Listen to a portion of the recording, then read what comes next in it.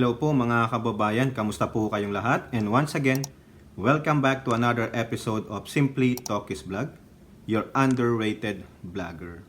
So mga kababayan, ang pag-uusapan natin ay ito pong balita sa GMA News Online, no? Mukhang ano na to, nag-viral na po kasi yung video na kung saan ipapakita natin sa inyo at kayo po magbigay din ng kayo ng sarili nyong opinion at reaction sa video na ito. Pero bago po tayo magsimula, i-flex ko lang po yung Haya Nature Resort. For more details, punta lang po kayo sa kanilang Facebook page. At ganun din po tayo magpapasalamat sa lahat ng ating channel members at mga supporters, followers at nagla-like at nanonood ng ating videos. May God bless you all po. So eto mga kababayan, itong balita sa GMA News Online, no? Latest lang po ito. BP Sara on isnabbing Speaker Romualdez. Wala ako nakita. So, kasi po, meron pong video na nakita po natin ito sa X, formerly known as Twitter, na kung saan, mukhang nagkaroon po ng isnaban. No? Ito po yung video. Kayo po ang bahalang magbigay ng inyong opinion at reaction. Sino nga ba ang nang isnab? Yung hindi pumapansin whether kay BP or kay speaker. So, salamat nga po pala sa may-ari ng video na ito sa inyong Twitter account. No? Hope hindi nyo po ako i-copyright. So, yan po mga kababayan.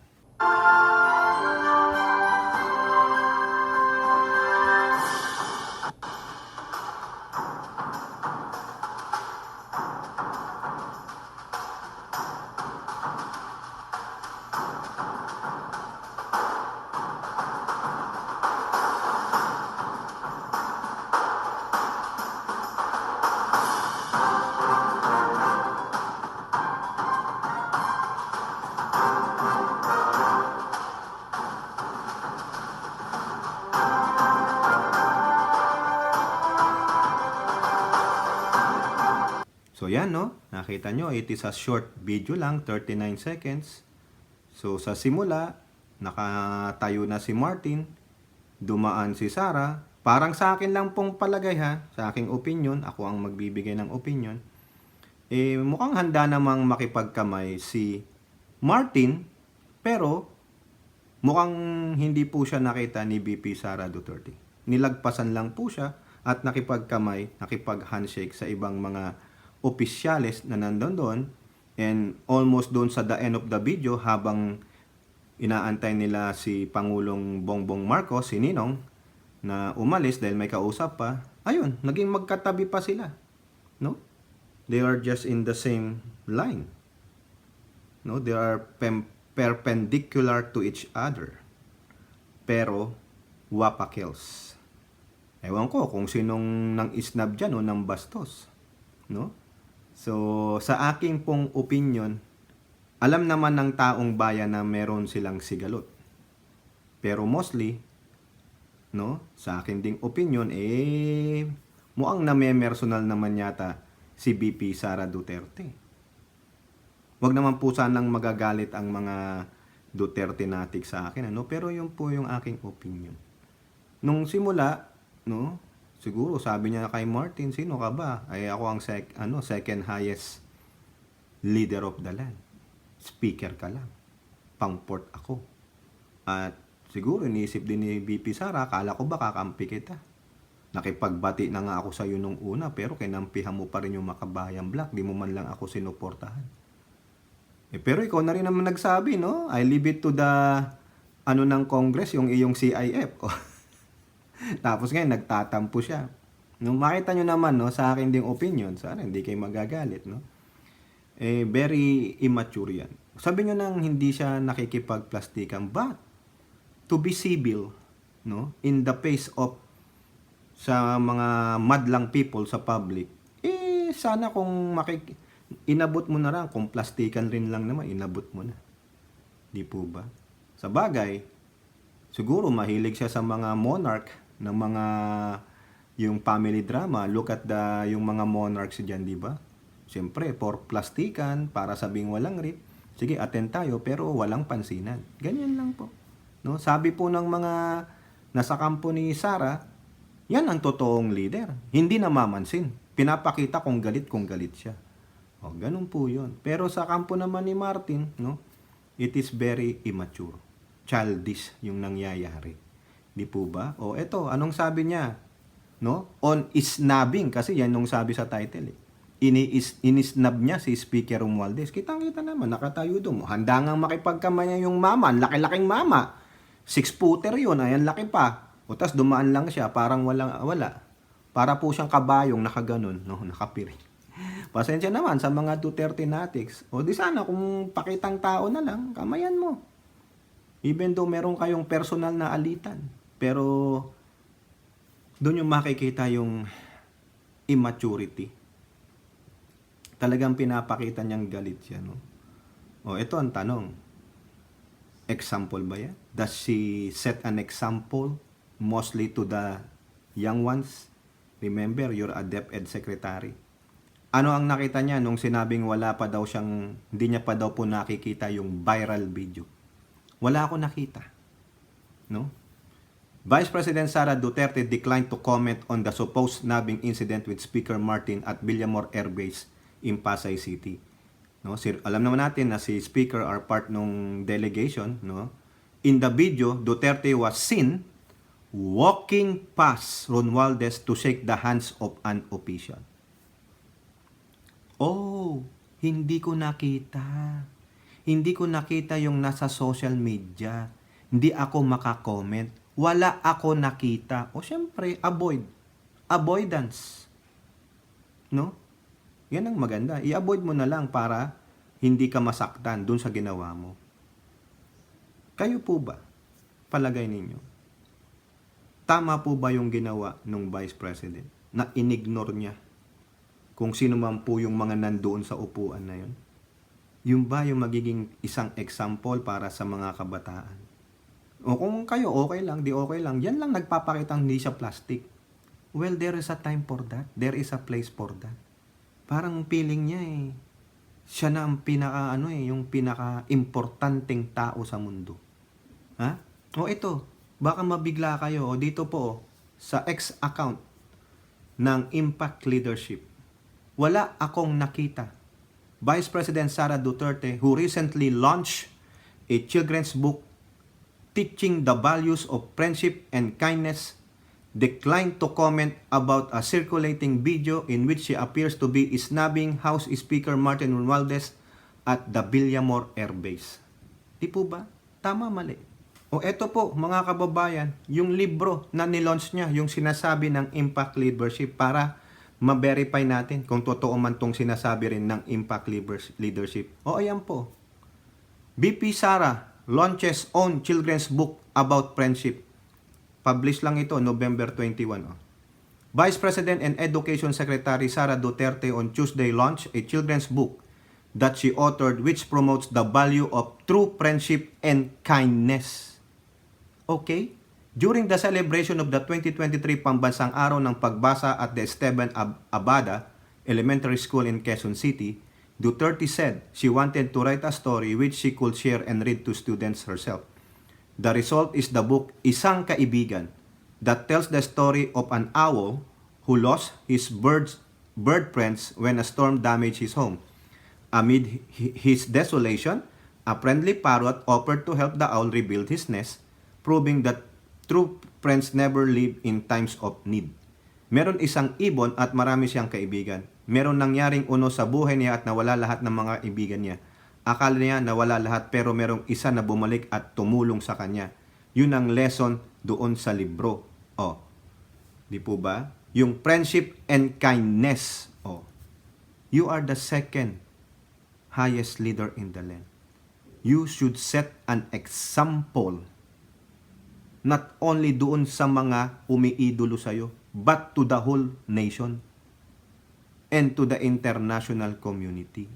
Kung pwedeng makipagplastikan, di makapagplastikan. Set aside mo yung personal feelings mo, yung personal grudge mo. Inatake ka na ba? Publicly?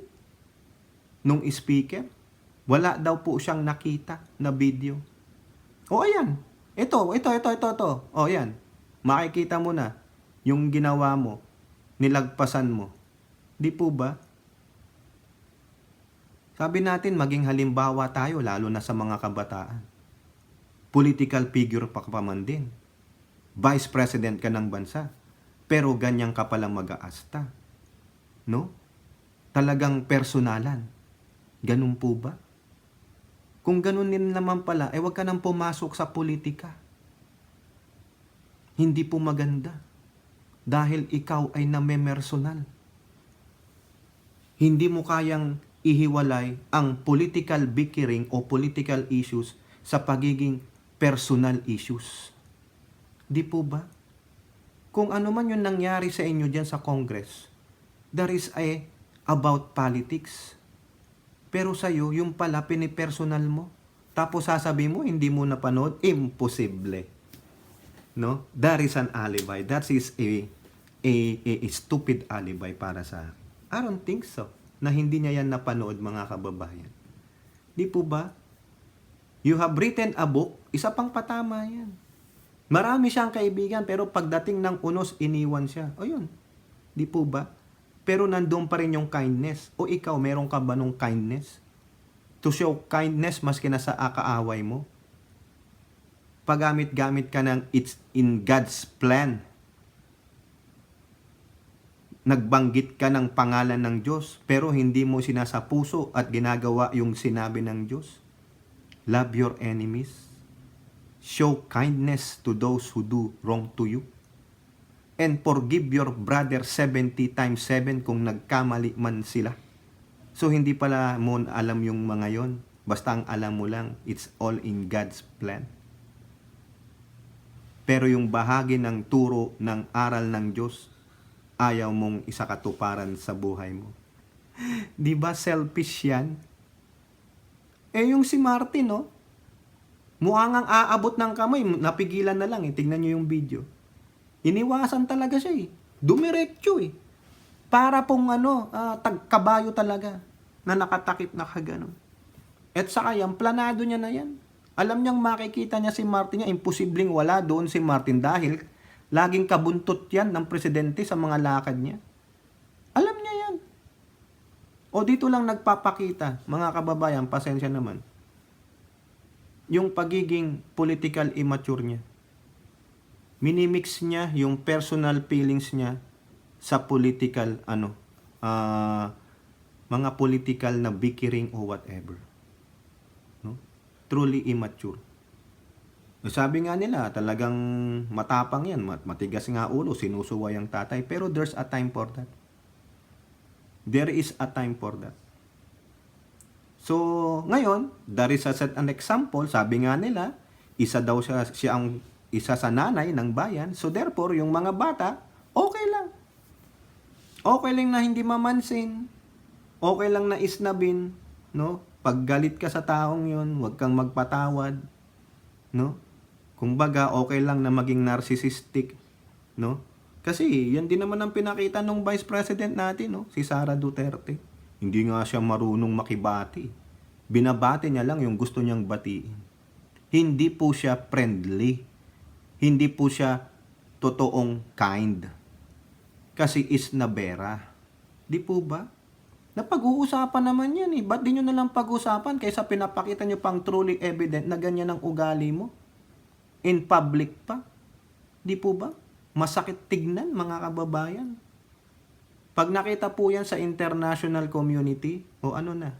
O di sira na naman ng Pilipinas. O tignan mo yung mga kasamahan ni Bongbong, BP niya, saka speaker niya, hindi magkasundo. Anong klaseng presidente ito? Napakahina. Walang leadership si Bongbong, Yan na naman sasabihin niya, hindi niya maayos yung mga tao niya. Sila nag-aaway, Sinasama yung mga personal feelings sa isa't isa. O, di po ba? O, sa totoo lang, tuwang-tuwa po, nagbubunyi yung mga followers, no? Mga supporters ni BP Sara Duterte. Talagang, sabi nila, kawawa naman si Tambaluslos, hindi ka naman yan, Yan kasi, yan ang napapala mo. Hindi ka papansinin talaga niyan. Di po ba? Yung mga kay Martin naman, okay lang. Ganun talagang BP. Bastos. Pasensya naman, di ba? Siya, ginagalang. Pero siya, hindi marunong gumalang. Yun lang yan. Kitang-kita naman sa akin, sa aking opinion, kitang-kita naman, aabot na yung kamay ni Martin. Pero hindi niya pa, kung gusto niya talaga ng reconciliation, no? Extend the arm. Extend your arm, no, your hand. O, di ba? O baka naman ang gusto niya, the reconciliation should be in private. Pero, wag naman ganyan. Pinapakita mo ang kabastusan mo. No? O sa bagay, sasabihin nyo, hindi naman siya plastic. Okay, so granting hindi siya plastic. Di po ba? Kung hindi plastic, di hindi plastic. Pero, mapansin ka naman. Sobra ka namang biatch. Sana hindi mag-boomerang sa'yo yan, no? Hindi ka makarma, no? Ganyan talaga si Sara, matigas yan, matapang. May pinaglulugaran po ang tapang, pero ito kitang-kita sa international community kung gaano kabastos ang Vice Presidente ng Pilipinas. Hinahalo ang personal feeling sa political arena.